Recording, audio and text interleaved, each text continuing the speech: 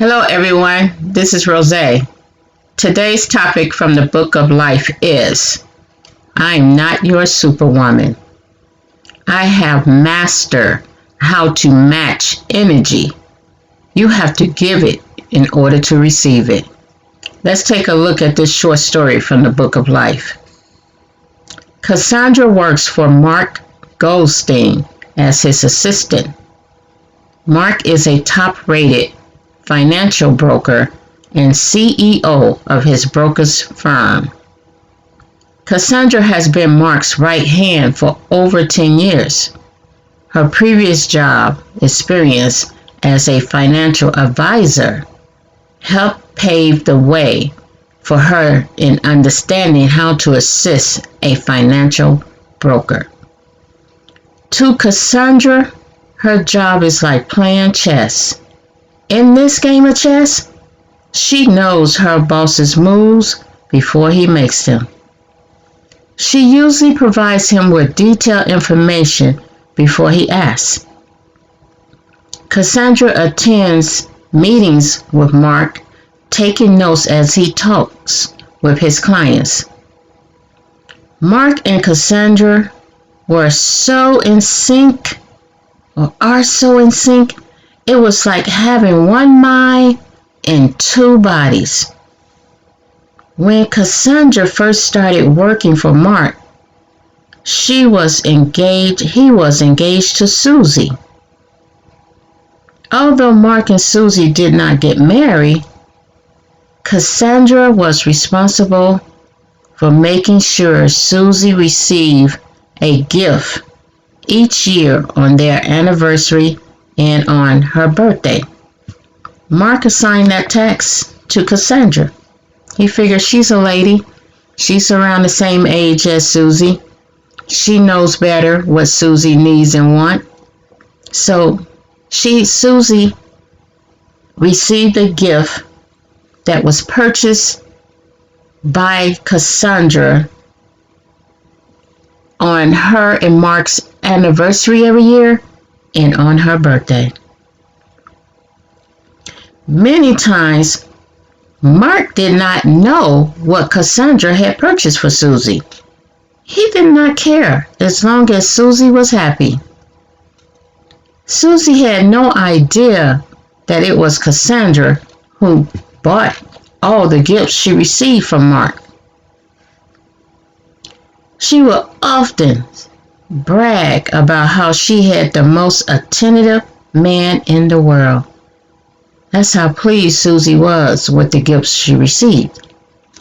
She would say, "He knows exactly what I need and wants, and he purchased me the best version of what I want." Susie's friends often told her how lucky she was to have a good man who is intelligent and financially stable. Her friends also kept asking her, "When is the wedding?" You know her friends do. Susie knew Mark was a busy man. She was in his life when he opened his firm. However, her friends caused her to wonder when they would get married. They kept speaking in her ear. Susie realized that her and Mark never had that conversation. She was so happy to be with him once a week on date night that she never thought about using that time to ask about planning their wedding. He is definitely a busy man. Once a week date night? Okay. Susie was looking forward to Saturday. She made reservations at a fancy steak and seafood restaurant that overlooked the ocean. She loves sitting near the window with the ocean as their background. Susie begins the conversation with Mark. "Honey, you know I love you, and I have been a patient woman as you open your firm." "Yes, honey, you have been by my side every step of the way," states Mark. Well, honey, said Susie, with that being said, I'm ready for us to go to the next level. I would like for us to set a wedding date so that I can start planning our wedding. Susie, you know I love you. However, now is not a good time for me to divert my attention somewhere else. Things are going well the way they are now. Why would you want to bring chaos to a perfectly organized setup?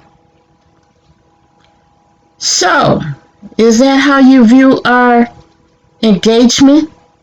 As a perfectly organized setup?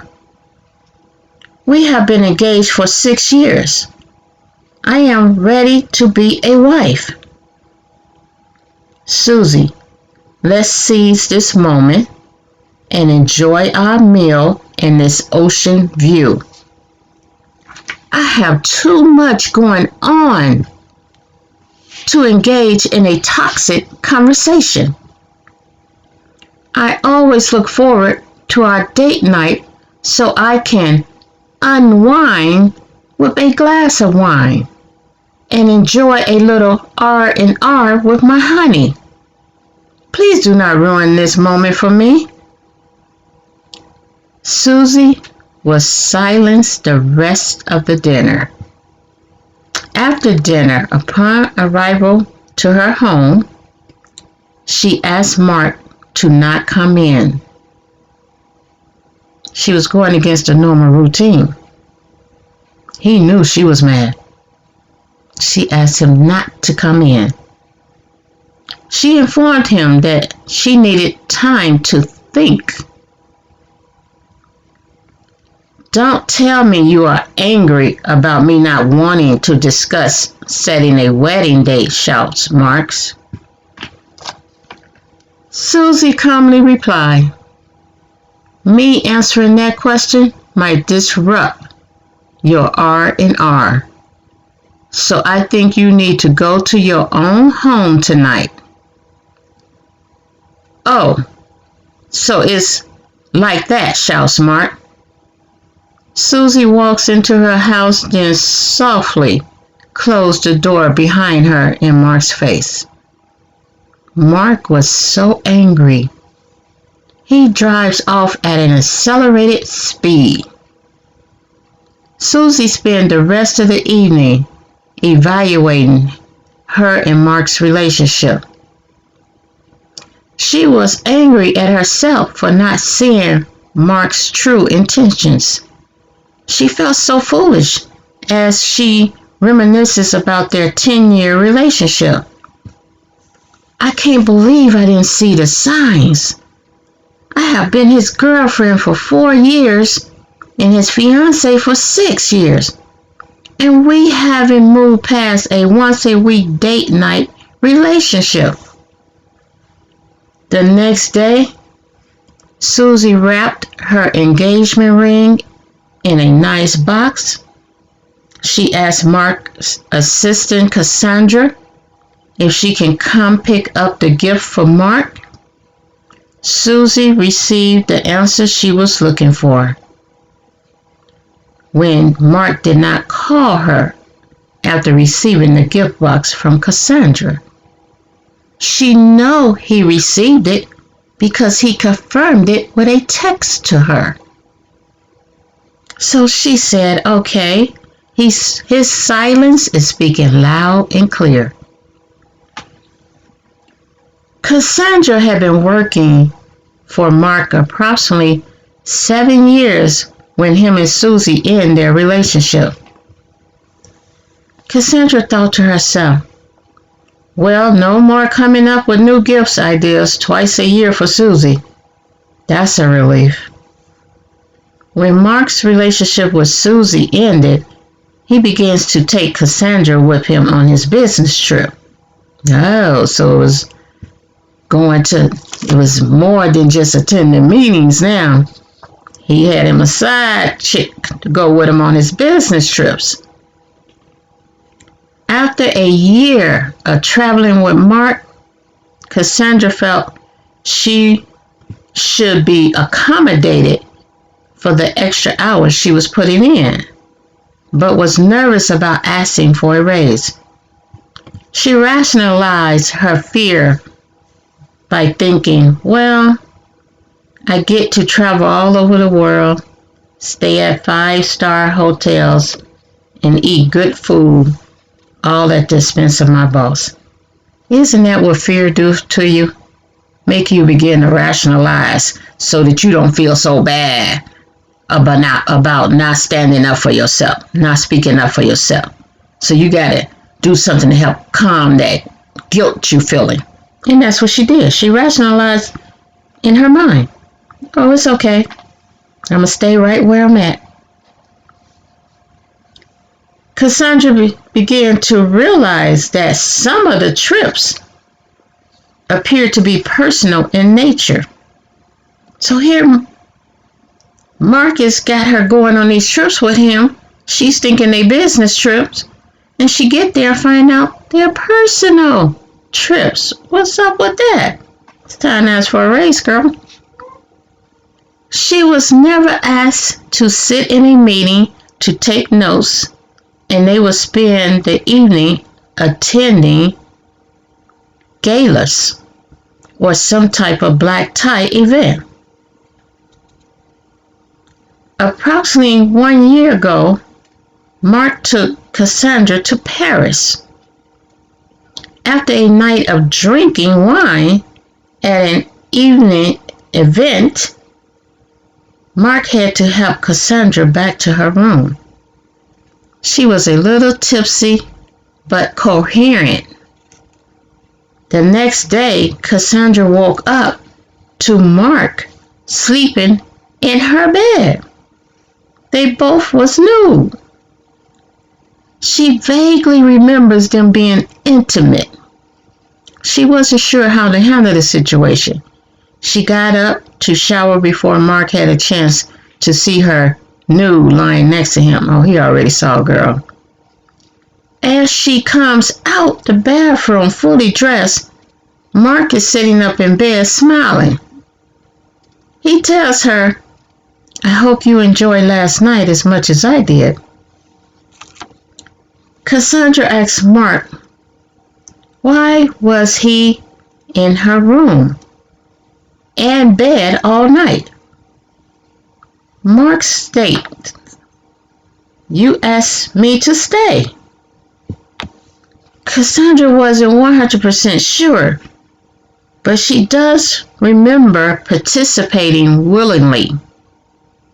She has faint visions of her being on top of him and kissing him. She decided to not say anything about last night. Yeah, go ahead, pretend like it didn't happen. Yeah, let's see if it go away. She made a mental note to not have more than 2 drinks with Mark. Okay, Cassandra girl, you're going to have to get it together and you got to start speaking up for yourself. Making a mental note to not have more than 2 drinks with Mark. That's your answer. She never, ever wanted to be in a position where she is not in control of herself or her decisions. She makes due to drinking too much. She felt that that was the cause of it. She was drinking too much. So that's the answer. Just stop drinking too much. Don't drink that much around him, and it's all good. After eating breakfast, they both packed in preparation for their evening flight back to the U.S. After returning home, Cassandra noticed that Mark was treating her like they were a couple. She wasn't sure if something was said in Paris that gave him the impression they were in a relationship, or if he solely came to that conclusion based on the one night they slept together. Yeah, I see why you don't need to drink, girl, because you can't remember shit.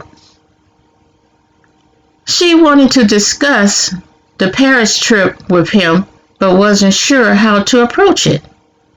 The opportunity presented itself when Mark asked her to set up a weekly date night on the calendar for them both together. Well, go figure. He told her that it had been 2 weeks since they made love and he missed her. Cassandra did not feel comfortable talking about date night or Paris with him at work. She scheduled the date for them to have dinner and to talk. In her mind, she didn't want to think of it as date night. It was a night to come together to talk. Now she's ready to talk. At dinner, Cassandra informed Mark that she wasn't clear on what was said in Paris for them to end up in a position of dating each other. Mark became offensive with his reply. Are you saying that you don't want to date me? That's the male ego. That's not what I'm saying, Mark. I'm trying to remember how we end up in bed together in Paris. Well, stay smart. I took you to your hotel room after the event. You didn't want me to leave. You started to kiss me. Since you don't remember, let me tell you what you did. You initiated all this. You started it. Are you trying to tell me that you honestly do not remember what happened in Paris? Asked Mark. That's exactly what I'm saying, stated Cassandra. Mark said, wait, hold up. Look, let me tell you. I want you to know that I did not take advantage of you. I honestly thought that you were okay and knew what you were consenting to, because we were equally initiating the intimacy. I enjoyed myself with you, and I thought you did as well. Based on your sounds and moves, you sound like you did. The next day, you appeared to be okay. For this reason, I assumed we were a couple. Are you saying you do not want to be in a relationship with me? Cassandra says, Mark, I don't know what I'm saying.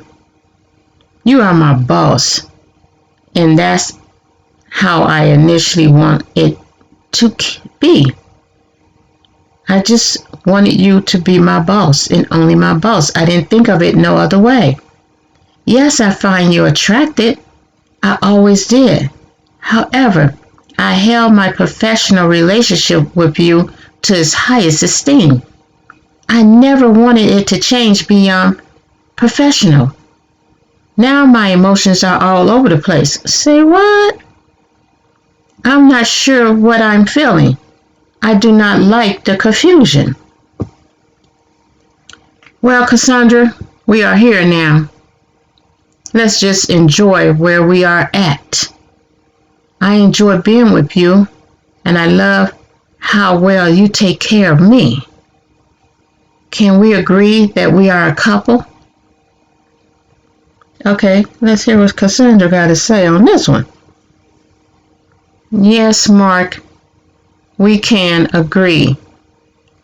Wait a minute, what the heck? You took him through all of that just to agree that easily? Okay, we see where you was at. After dinner, Mark and Cassandra spent the night together. Months has passed since Mark and Cassandra agreed to date each other. Cassandra realized that her responsibilities as Mark's assistant / girlfriend has doubled her workload without compensation. Well, you're getting compensation, you're getting the beef. That's how he's compensating you. Think about it, girl. In addition to her normal professional workload, she now cooks and cleans for him. Go figure. She washes his towels and bedding and takes his clothes to the cleaners. She organizes and hosts personal events he has with friends and family. She takes his dog to the groomer and occasionally walks the dog around the neighborhood. Because she is Mark's only assistant, there is no one to remind him of her birthday or their anniversary. So, do you buy your own gifts? What's up with that? She celebrates his birthday with him, but he never asks when it's her birthday. Their once a week date night has become a once a week quickie. Mark no longer spends the night with Cassandra or hold her in his arms the way he used to. Cassandra is starting to feel overwhelmed and unappreciated. No kidding. The romance in their relationship faded quickly. Her feelings were now starting to affect her professional relationship. I saw that one coming. She no longer wanted to be Mark's assistant or his girlfriend. Mark decided that Cassandra wasn't as sufficient in completing her tasks in a timely manner. No kidding. He begins to complain to her. Cassandra was so confused, she would ask Mark, "Is this my boss talking or my lover talking?"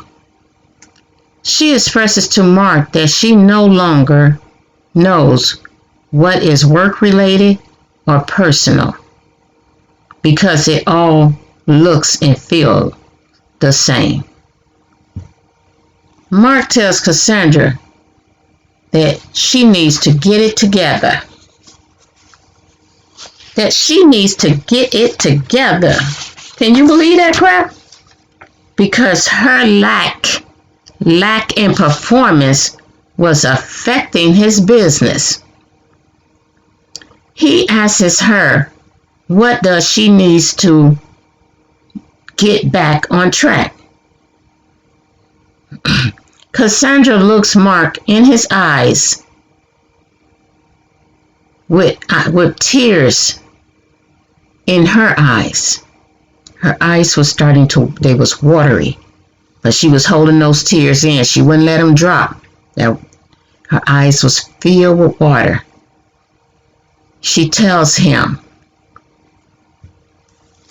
"Early in the morning, I put breakfast on your table and make sure that your coffee has its sugar and cream.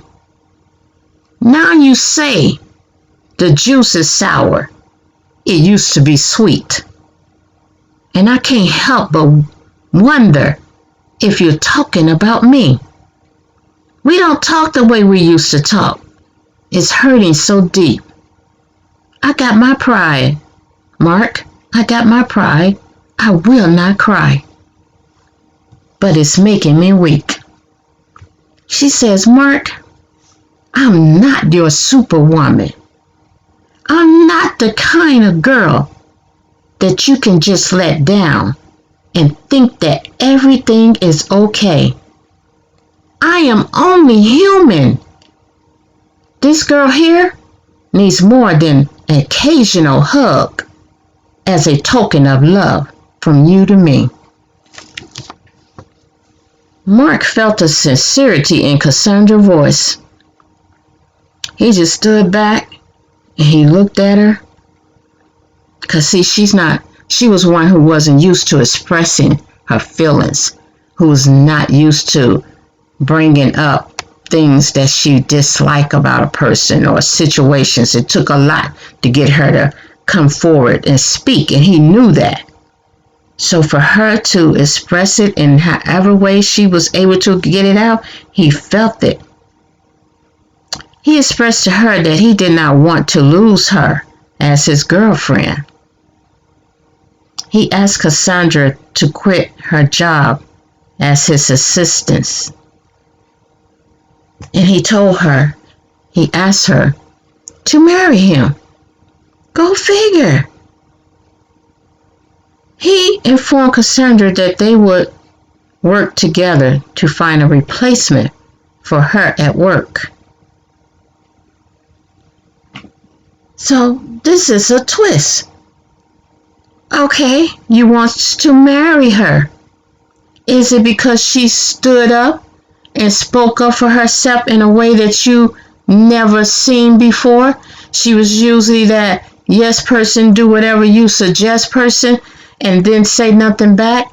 Rather than speak up for herself, she rationalized everything in her mind so that she would not bring any, disruption to your day.